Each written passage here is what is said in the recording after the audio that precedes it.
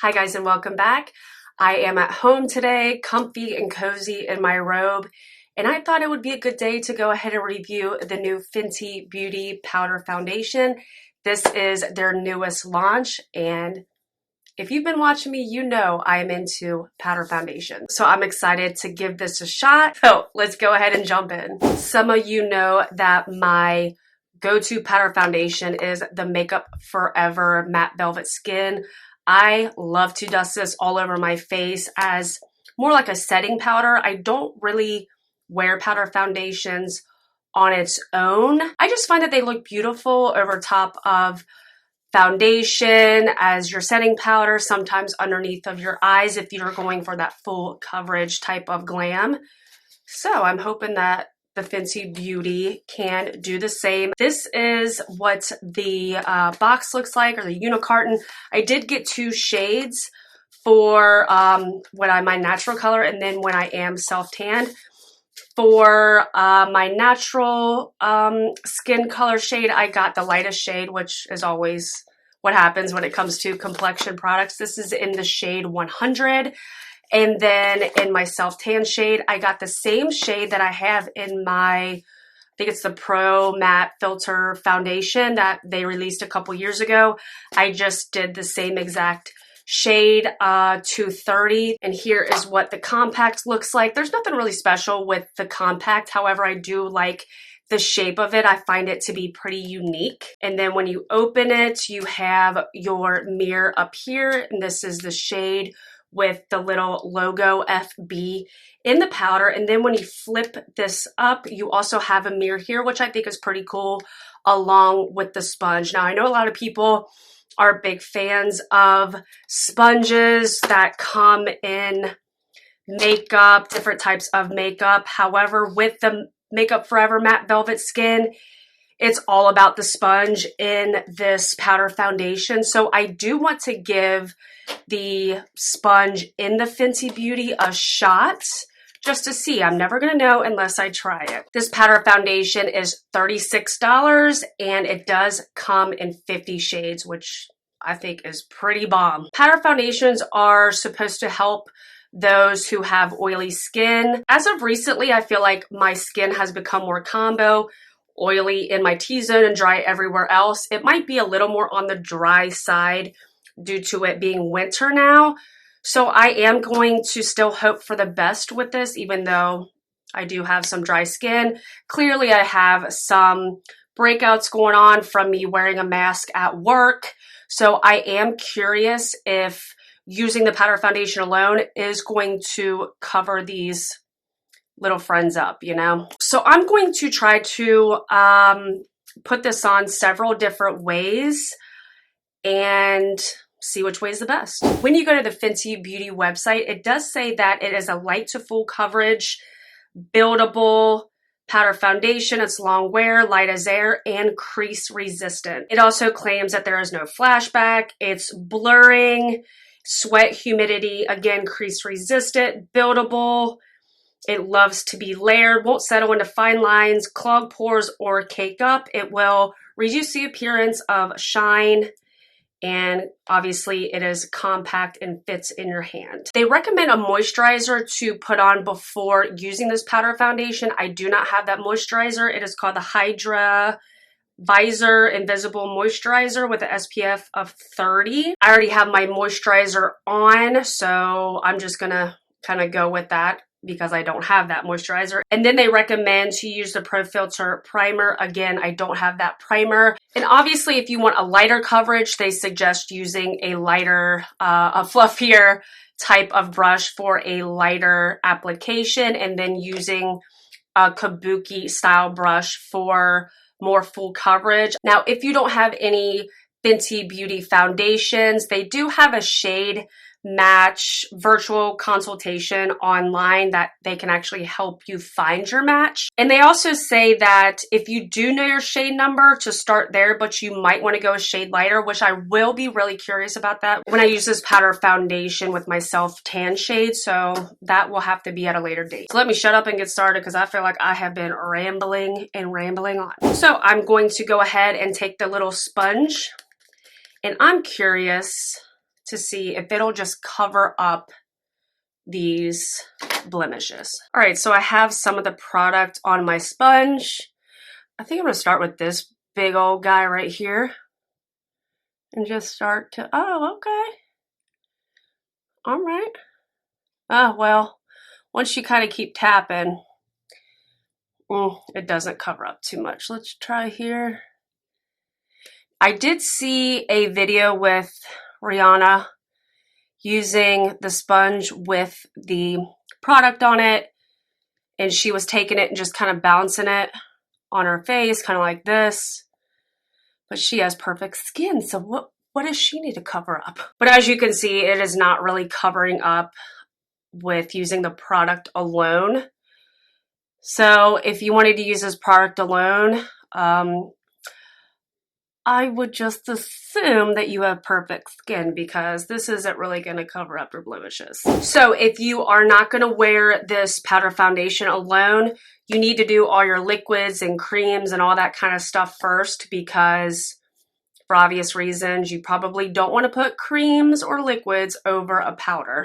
So I'm going to go ahead and do the rest of my makeup and then come back, put the powder foundation on the rest of my face and see how it looks. All right, so I have my concealer, my loose powder on to set underneath of my eyes. I took some concealer on all my little blemish spots and then used a little bit, just a little bit of cream contour. I did prime as well with the Milk Hydro Grip Primer. So now I'm gonna take, again, some product on here and just start with the sponge. As you can see, I'm doing a pouncing type of application just to see what kind of coverage we can get here. I can definitely see it giving a blurring effect, which I'm really liking. Now I'm going to do kind of a swiping type of application. Oh, wow. So I think I like the swipe. If you want more coverage, do the swiping motion instead of the pouncing. If you want less coverage, then I would do, you know, kind of like one of these types of motions.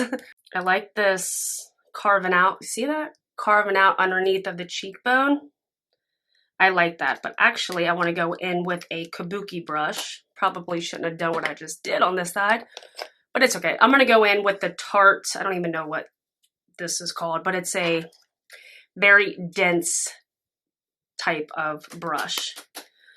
So let's go ahead and try to do this. I'm going to look at this guy right here. I do have concealer on it and see if it kind of covers it up. I know I have that cream contour on, but I'm just going to go ahead and go over it a little bit since I am going to go in with the powder. I do like this shade. This is a good shade for me. Again, this is the lightest shade. Now I'm going to go in with a more fluffy brush on my forehead and just see what kind of coverage this gives me. So yeah, it's just a light dusting of it, which I feel like if you are using this as more of a setting powder instead of trying to get a full coverage, you know, if you already did your foundation, concealer, and all that kind of stuff, and you're just using it to set that, I would use the fluffy brush or a fluffy brush. That way you just have this light dusting over your skin, which makes it look so pretty and airbrushed and flawless. It really does give that blurring effect. Very, very, very pretty. I can actually still see some of the freckles on my nose and on my cheek area. And I'm only taking the fluffy brush over that cream contour a little bit, but I can still see a little bit of my freckles and I can still see my blemishes too. So it doesn't completely cover that up. I do like that I am going over spots, you know, multiple times, and it's not really looking cakey, which is one of its claims.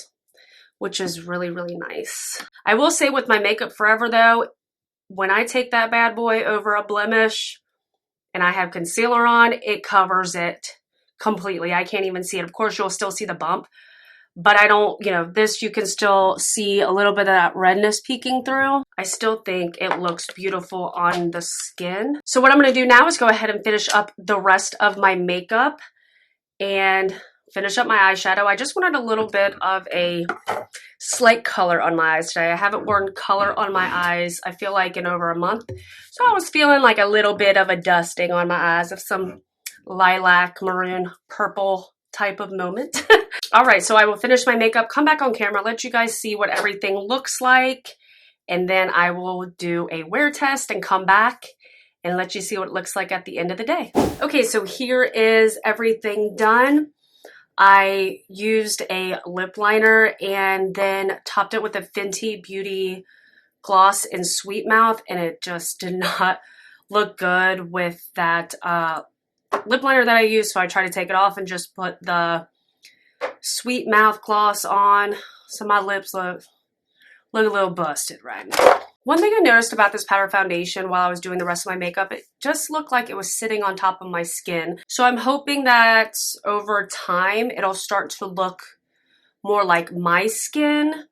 It does look a little bit better since I used some setting spray, but hopefully it can look a little bit better even, you know, an hour or two down the road here. So I'm going to go ahead and start my day. So I will see you guys later. All right, guys, so I am back. It is almost 7 hours. We're at the almost 7-hour mark, and here's how it is looking.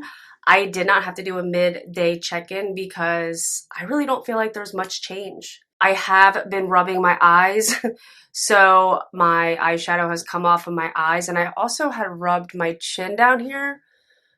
I hope that you can see that the powder foundation did come off on my chin. However, there is no claim saying that this is transfer resistant.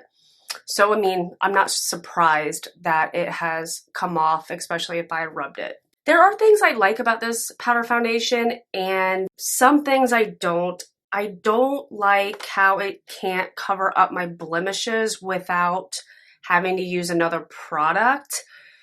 So that's a little disappointing. Again, I know I keep going back to my Makeup Forever, but that's my holy grail powder foundation. And that can cover up a blemish without using concealer, foundation, anything like that. So that's a little disappointing. It does get a little, not cakey, it clings to dry spots. So I noticed that especially on this guy right here, it looks kind of dry and crusty on that. And on this one down here, it's kind of rubbed off. It just, around it looks, yeah, like it's just cleaned all the dryness around that blemish. And I can obviously still see the redness peeking through on this guy up here. Oh, I do want to mention, I did take a little bit of the powder foundation underneath my eyes just to give it, you know, just to see if it'll look good under the eyes. It does look good under the eyes. A lot of the claims that are being said about this powder foundation, long wear, I believe it's long wear. Light as air, that's true. I really don't feel like I have a lot of makeup on. Crease resistant, that's true. It doesn't get cakey. It blurs, makes you look like you have a filter. I absolutely agree. I don't look like I have pores. I didn't use a pore filling primer or anything like that. It's definitely buildable, but not, to me, not to a full coverage. You know, if it can't cover a blemish like you saw when I did my first application, to me, I just wish it could cover my pimples, okay? I do feel like it kept my oil under control because I did not use a matte primer either. So with all that being said, I know I sounded like a negative Nancy here. The way that I would use this powder foundation is the same way I use my Makeup Forever powder foundation, and that's just using it as setting my face. So again, I love using a powder foundation after I put my foundation, concealer, you know, the loose powder underneath of my eye and then finish my face off with a powder foundation, it does kind of give you that extra little bit of full glam and blurs you out, makes you look flawless, makes you look like an Instagram filter. That's what I love about using a powder foundation. But I don't see myself using this alone by itself, kind of how it's supposed to be marketed. For me personally, and I feel like makeup is always a personal thing. For me personally, I just don't think I'll be using it as just using it in place of foundation. I just want to be honest. So using it as a finishing powder, I think it'll be A+. I think that is it for this video and this review. Please give me a thumbs up and hit that subscribe button. I would really, really appreciate it. And I will see you guys on my next one. Thanks for watching.